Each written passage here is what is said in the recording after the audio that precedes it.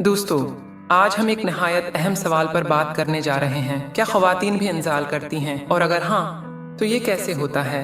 ये सवाल अक्सर जहनों में आता है, लेकिन हमारे माशरे में उस पर खुलकर बात नहीं की जाती। लेकिन हकीकत ये है कि ये इंसानी सेहत और उस दवाजी ज़िंदगी का एक लाजमी हिस्सा है। उस पर बात करना बिल्कुल ज़रूरी है। सबसे पहले ये समझना ज़रूरी है कि ख़वातीन का जिस्म मर्दों से मुख्तलिफ अंदाज रखता है। मर्दों का इंज़ाल एक सीधा अमल है जो सब जानते हैं, लेकिन ख़वातीन का निज़ाम ज़्यादा पेचीदा है। ख़वातीन के जिस्म में ऐसे हिस्से हैं जहां हज़ारों एसाब मौजूद होते हैं। जब इन हिस्सों पर मुनासिब तवज्जो दी जाती है तो औरत के जिस्म में एक ख़ास कैफियत पैदा होती है जिसे हम सुकून, राहत या इत्मीनान कह सकते हैं। अब ये सवाल पैदा होता है कि ख़वातीन के फारिग होने की अलामात क्या हैं। अक्सर औक़ात दिल की धड़कन तेज़ हो जाती है, सांसें गहरी और तेज़ हो जाती हैं, जिस्म में कपकपी या लर्जा आता है और बाज़ ख़वातीन में रुतूबत का इखराज भी हो सकता है। लेकिन ये याद रखना ज़रूरी है कि हर औरत का तजुर्बा अलग होता है। कुछ ख़वातीन को ये सब इलामात महसूस होती हैं, कुछ को सिर्फ ज़हनी सुकून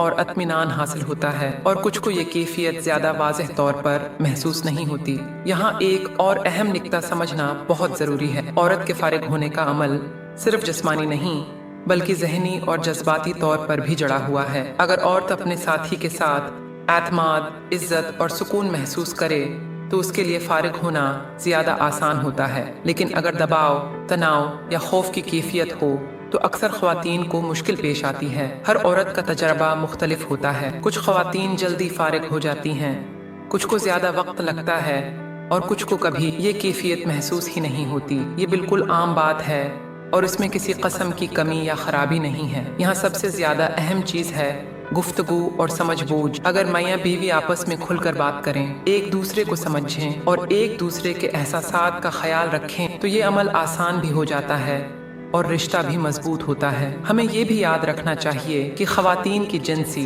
सेहत को अक्सर नज़रअंदाज कर दिया जाता है, हालांकि ये भी मर्दों की सेहत जितनी ही अहम है। अगर किसी औरत को अपने जिस्म या इस कैफियत के बारे में कोई मसला हो तो बेहतर है कि वो माहिर डॉक्टर या माहिर नफ्सियात से रुजुआ करे। ये कदम किसी भी तरह शर्मिंदगी का बायस नहीं बल्कि अपनी सेहत का ख्याल रखने का अमल है। कुछ ख़वातीन के लिए ज़हनी सुकून और एतमाद ज़्यादा अहम किरदार अदा करते हैं। जब वो अपने साथी के साथ महफूज और पर एतमाद महसूस करती हैं तो उनके लिए फारिग होना ज़्यादा आसान हो जाता है। यही वजह है कि रिश्ते में इज्जत, प्यार और एतमाद की अहमियत सबसे ज़्यादा है। ख़वातीन के फारिग होने को कभी भी सिर्फ जिस्मानी ज़ाविये से नहीं देखना चाहिए। ये एक मुकम्मल अमल है जिसमें जिस्म, ज़हन और जज्बात सब शामिल होते हैं। यही वजह है कि बाज़ ख़वातीन के लिए ये न सिर्फ एक जिस्मानी तजर्बा है बल्कि अपने साथी के साथ गहरा रिश्ता कायम करने का ज़रिया भी बनता है। तो दोस्तों, आज की वीडियो में हमने सीखा